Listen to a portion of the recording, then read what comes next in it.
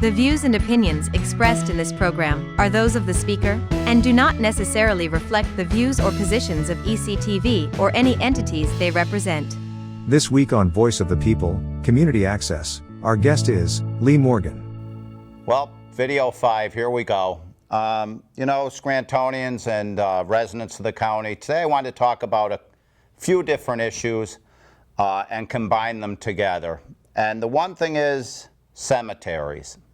Now, somebody might say, the Home Rule Charter, what should that have to do with cemeteries? But when you start looking around the county and you see the neglect of cemeteries, and look, I'm not saying that they misspent the funds for the cemeteries. I mean, that did allegedly happen to the Washburn Street Cemetery in Abington Hills, from what I remember, because the person who ran them was prosecuted. But this issue is very important to the community, because I think it shows a lot of respect, not only for the people who are interned in those cemeteries, but for the community at large.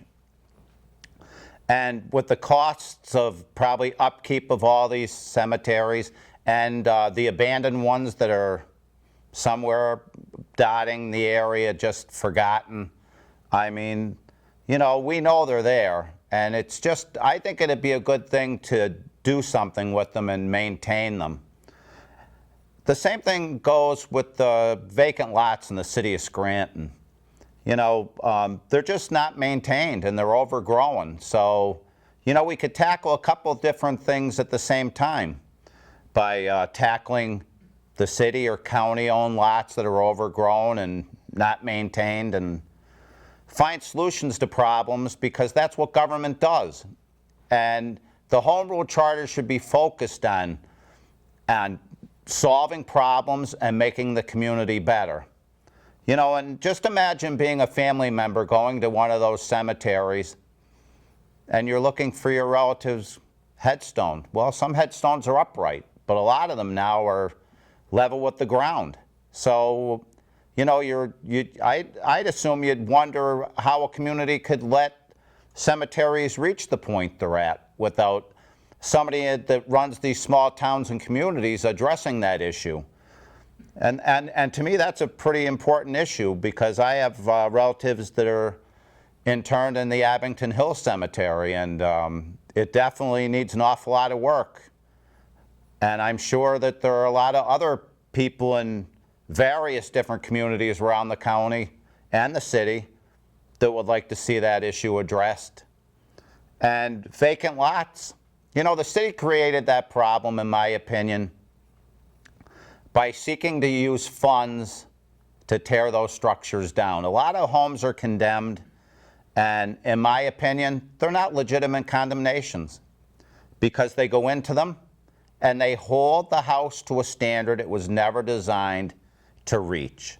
If a house was built in 1950 and I come in and I inspect it, it's highly probable that I can find a reason to condemn it.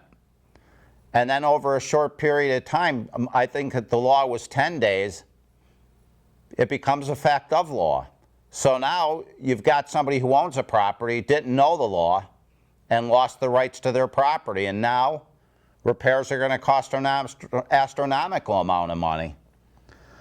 And with that highlighted, take a good drive around the city.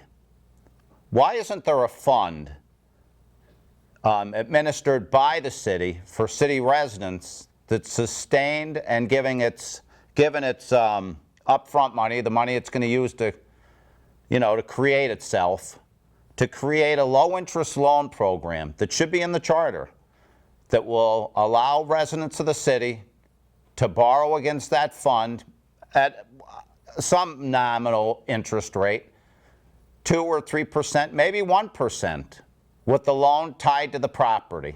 So the city's never going to lose its investment, and always make sure that they're the number one lien holder, so that if something ever happens in the future to that property, the fund will get paid first before any creditor. And start loaning people money in this city to start maintaining their properties, at least to give them a facelift, because over a very long, extended period of time. We've overtaxed property owners. We're doing a reassessment. So, I mean, just get your mind around that, okay? I mean, people are going out there working. A lot of people in Scranton bought homes. They never modernized them or remodeled them because they were chasing the mortgage. And then the property tax keeps going up and up and up. Look at the elderly high-rises around the city, and you'll realize that a lot of those people also owned properties in the city or in the county, and they couldn't maintain them. They gave them up. They couldn't bear the cost. So we've got to address those issues. And I think that that's a good conduit for a solution.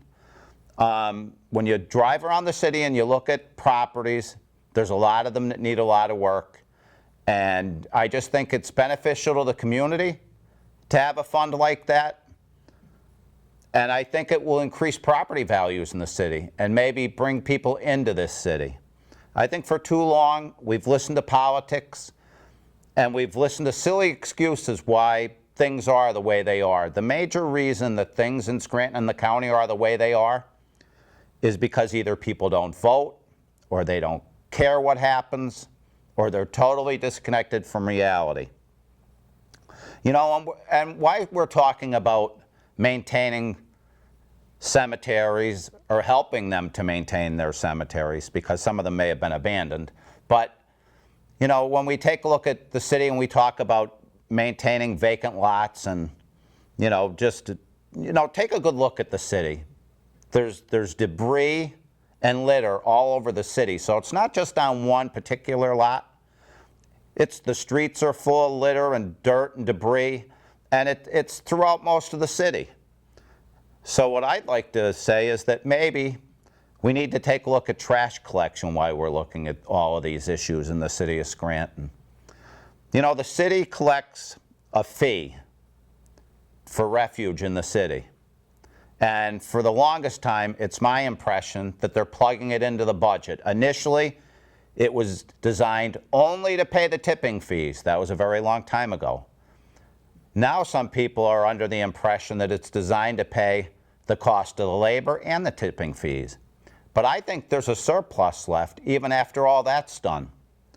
So I think what the city should do with the surplus is not put it into the budget of the city, but to buy trash receptacles that are very strong, well-built, that have a lid that's attached to the trash can, okay? So it'll last years and years, and it'll help to stop, you know, litter. Like, you drive through the city, and a lot of people, they just put their garbage in a bag, and they put it on the side of the road, and, you know, sometimes those bags get ripped open. Sometimes animals rip them open. Sometimes, you know, a host of different things happen. And the garbage is spewed all over the street.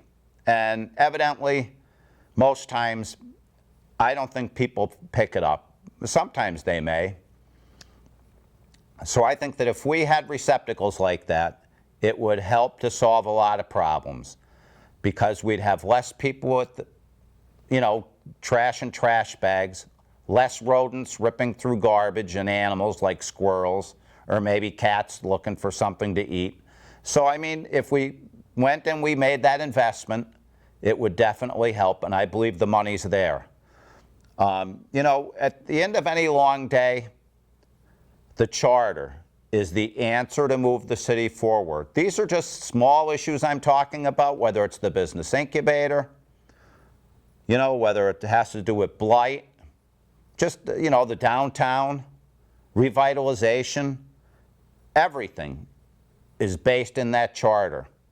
And the ones that were written previously, we are under the false impression that government serves us. But the reality is, we serve it. And it should serve us, but it doesn't. So we've got to write a charter to make it happen. This city should have a massive surplus. It should be saving a little bit every year in case there's shortfalls or an emergency in the city. And we keep looking to the state and the federal government. And that's not the solution. We need to start electing people that understand that they serve the people, what their jobs are, and make sure that they accomplish them. And have a charter that controls them and controls the government and guarantees you certain things. And I hope that you appreciate what I had said here today. And like I've said previously, I don't have all the answers. And I can't save you, but you can save you. You can get involved. You can make a difference. And if you keep listening to everybody who says to you that nothing's ever going to change, then it won't. But that's not a fact, okay? You can make everything change. So, I appreciate your time, and we'll do another one. Thank you. The views and opinions expressed in this program are those of the speaker and do not necessarily reflect the views or positions of ECTV or any entities they represent.